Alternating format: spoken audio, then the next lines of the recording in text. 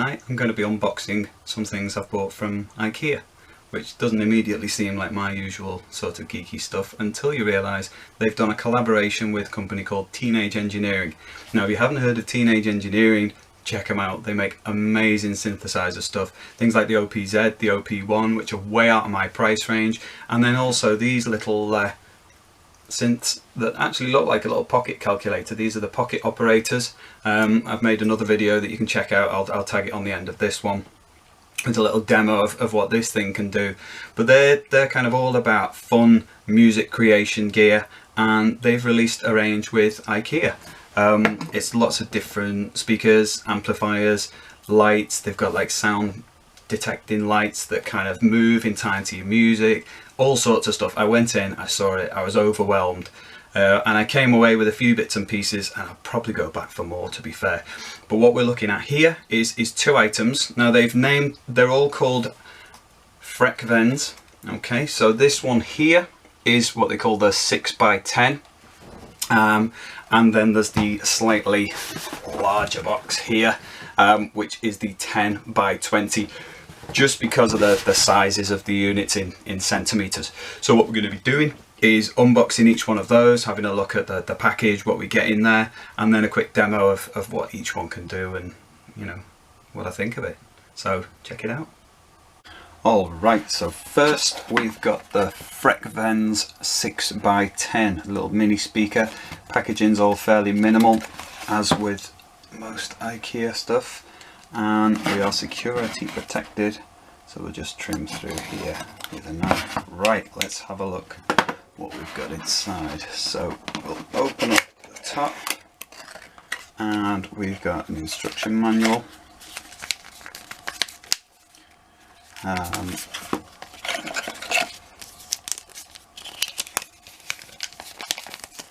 Information about the batteries.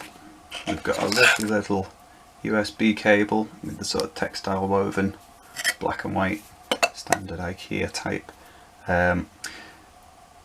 Micro USB instead of USB-C, but never mind, these have been in development for a long time, so perhaps that had something to do with it. And here is our speaker. So let's get that out and take a look. Absolutely pristine edges, sort of matte black dark grey finish.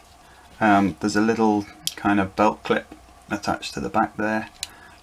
Okay, so from the top we've got a power button, an aux port, 3.5mm stereo, micro USB for charging, there's a little tiny LED here, and the volume dial, which doesn't stop, so that you connect via Bluetooth and you can just adjust one way or the other.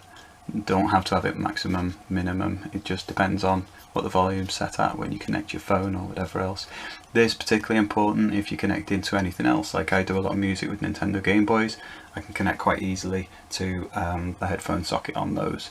In terms of branding, it's all fairly minimal. There's a little IKEA on the front there. It's weird seeing Teenage Engineering product with all caps. Normally, if we take a look at the pocket operator, everything seems to be in lowercase, so this looks a little strange, but it's still that minimalistic style that actually suits IKEA, and it suits Teenage Engineering products as well. Right, I'm gonna need to move my camera. Alright, it's a small shed. Space is at a premium, so we'll see how we go with this one. It's a pretty big box. If I buy the bigger one, there's one of these that comes with a sub that attaches to it. Might need to get a wider angle lens to fit that one in because it's huge compared to this. But this one is going to be used as my go-to speaker in my shed while I'm out here working. You can see that the packaging is designed to kind of show what the speaker itself looks like. A little bit of information here. You can see design, Teenage Engineering. Now this is one of the things, and the reason why this is open a little bit here is I've already had one, bought it, taken it back, and got another one and opened it up in the store to check more about that in a little bit. But it's to do with what it contains, where you've got your speaker, You've got a link cable. Now that's like a power daisy chain cable, so you can connect it to the lights and the other speakers and things like that within the range, and just have one of these plugs plugged in. But that was actually missing, so I've yet to find out what's going on with that one. This sticker means I got the yellow one. There's also a red one, but let's take a little look inside. So as I say, I'd already taken the tape off, but in terms of opening up, on top, all this mirrors the speaker that's on the inside. So we'll open it up, try not to hit the camera. In the top here we have instruction manual, whoops, and we've got these little face plates, more about those in a bit. A little bag full of bits and pieces, wouldn't be an IKEA product if it didn't. Packing to look out, and then we've got the speaker itself, which thankfully is a little smaller than the box, so it will be easier to fit in shot. Right, let's get that box out of the way. Okay, so here it is. On the back we've got these 4 little coloured areas for switching on and pairing, for connecting to the subwoofer we mentioned earlier. There's a line out and a line in. Okay, so there's plenty of versatility there. There's also the power connection, AC in, and as I was saying before about daisy chaining them together, AC in's down here, AC out is up there. So let's get it open and see how it looks.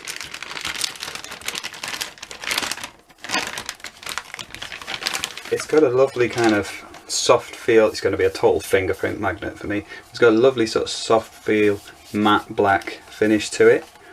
Here it is from the front here.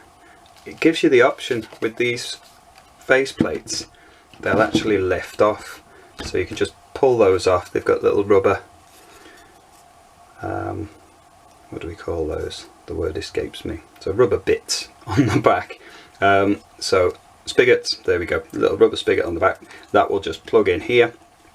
And there's another one that goes over here, which gives us not only the option of swapping to the coloured ones, which we'll do in a minute, but also it means that you can have it sitting in a horizontal fashion, landscape orientation like this, or you can rotate it this way around and have it like a little tower with the large speaker at the top, or we could even have it the other way up. So the whole thing with this is it's really modular. You've got these so other things can attach. I mean, these could even, you could have your spare ones on the side perhaps if they'll fit, so it's somewhere to keep those.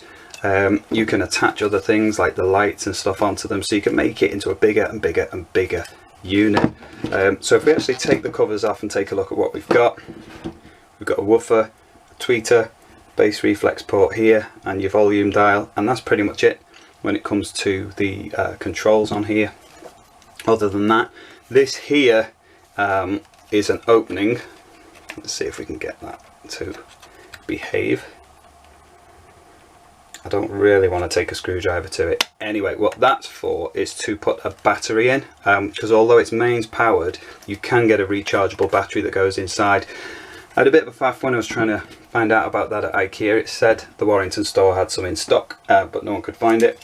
Someone did give me this bit of paper, so if you are interested in buying one, the battery is the Bronit, and that's the number for it there, 104-33258.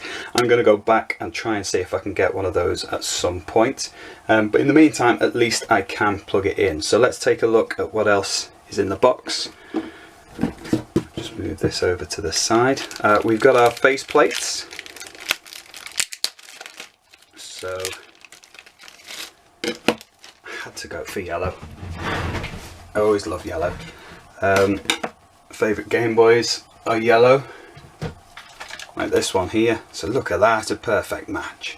So yeah, if there's a yellow option I'll buy the yellow one, and as I said before, it does look very IKEA, so that can just pop on top here. So we could go for all yellow, or we can have a, let's go with the yellow and grey,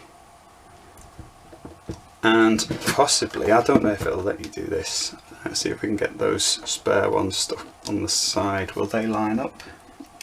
That's more like screw holes on the side, so I'm not sure if they're entirely the same thing. Spacing looks okay, so does that hold? Yeah, that looks pretty good. And it means I don't lose the spare plates, which is also a bonus. There we go. So got the spares in place if you want them. For now, I'm going to go all yellow. Okay, so what else have we got? Now, this is the thing. When I looked at the other one, the instructions were so vague, it was hard to tell what to do, which is really unusual for IKEA. But anyway, let's see what they say. So on the front, picture of the product, and you'll see there's this strap. So I thought, right, okay, so let's have a look in the rest of the bag.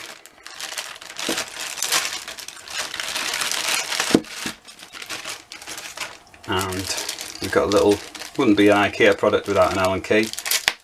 So we've got a little Allen key, we've got little screws and 4 little feet. It seems strange that the feet are stick-on. It kind of loses that modular nature to it, but still it means they are less likely to drop off and be lost, which is good. These little clips here are for the handle to be attached, and as we go, this was where the confusion arose. There is a plug which happens to have this kind of old style twisted cord like that, and one power connector, and there's no other cable in the box. And if I bring up the box again and we just take a little look, it says that it contains one plug, one cable. Now here and here, that clearly looks like it's got that sort of connector at both ends, so I don't know why that's missing. It didn't seem like the box had been tampered with when I went and got it the first time, but I thought I'd better go just for peace of mind and check again. So they gave me a refund. They're very good with the returns, but then when I went and got another one, opened it up and checked, that was missing too. So anyway, that's an adventure for another day. Here is the handle. Okay, so you've got this sort of webbing strap. Now, I couldn't figure out how to attach it at first on the other one. The picture on the front there kind of explains it, but not entirely.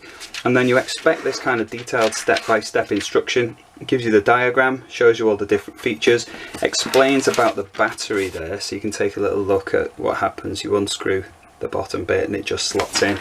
So I will be getting one of those. But once we get inside, in terms of English, all we've got is that. No diagrams, nothing to explain. And in terms of actually assembling it, it took me a little while. It says accessories, covers, pull off to detach and push on to attach. Handle and jumpers, attach and remove with 2 jumpers and 4 screws using the Allen key. And that's it. So yeah, fairly useless instructions aside from when it comes to pairing with your device. But let's have a go at getting this handle on. So it's got these slightly, I don't know if you can see, it's sort of folded over. I think these are supposed to go through. Again, this is all just guesswork based on looking at the picture on the instructions here. It seems to loop out, up and over, and then back in again like that. So what we'll do is we'll get that side ready. It's going to have to be the other, is it that way? Yeah, that way, and then up and over like that for the other side. So that will feed through here. Push that in place, and then we'll line up on top. So straighten that up. Yeah, the stitching's not entirely straight there, which if you're a bit OCD like me is quite upsetting, but I'm sure once it's in place we won't be bothered by that. So we'll fasten up our Allen screw loosely there, get this one in place here.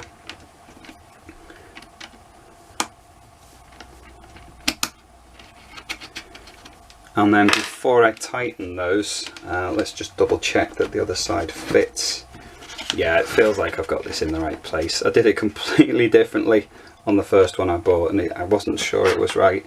So when I went to take it back to the store, I went to the display area again and had a look at how they'd been done, and I was like, oh, there's a loop where it goes through. I'd kind of wedged it underneath, folded it and wedged it underneath. I mean, it worked, but this is definitely better.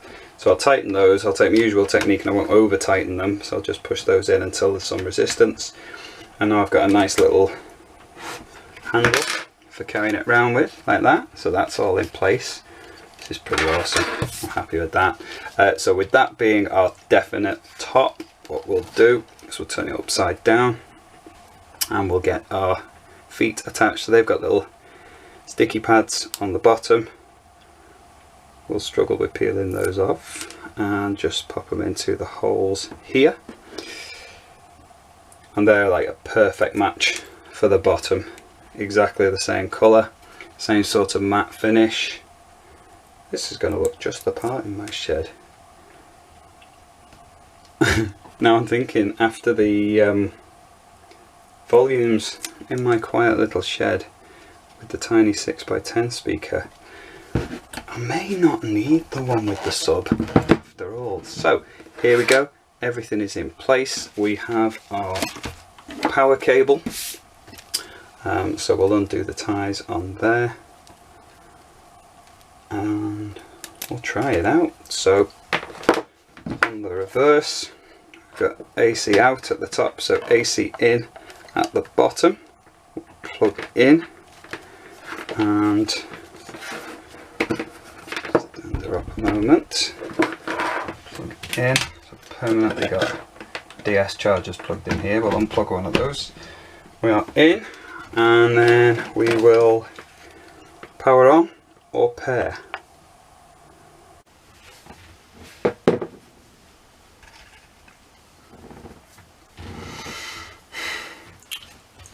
Alright, so there we have it. We have our large and small speaker, and we've been through, I've recorded everything, I did the whole demo, and then I was just coming towards the end of it and I thought, hang on a minute, because I remember posting some stuff a while ago and used other people's music and got it pulled. So what did I do in the middle of this? I just brought up my Spotify and started playing other people's music. So I'm going to cut that bit out. We're going to add a little bit onto the end with a bit of shameless self-publicity. So I've brought up my SoundCloud, Joe Bleeps on SoundCloud if you're interested, and we'll try out one of my songs. I've switched on the smaller of the two, so we'll see how that sounds with Everything Is Awesome. So again, it's a small speaker, you've got to have those expectations. It does sound pretty good. You can hear the bass, the kick drum's good on it, everything's pretty solid. Okay. Now on my settings there, I'll try swapping over to the other speaker and we'll see how that goes. So on my Bluetooth settings, bring up Bluetooth and find the other speaker, Fretbenz 10x20, and we'll connect with that one. See if it works.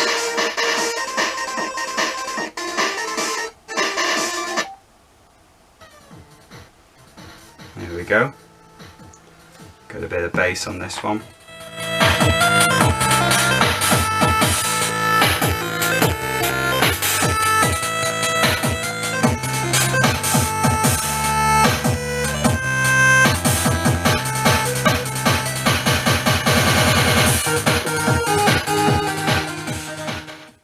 So yeah, in case you couldn't tell, I like these a lot. They're so good. And I'll probably be going back and getting more, maybe checking out some of the disco lights. But in the meantime, thanks for watching, and we'll see you on the next one. Oh, I don't know. Might not. You might watch that one and go, they suck.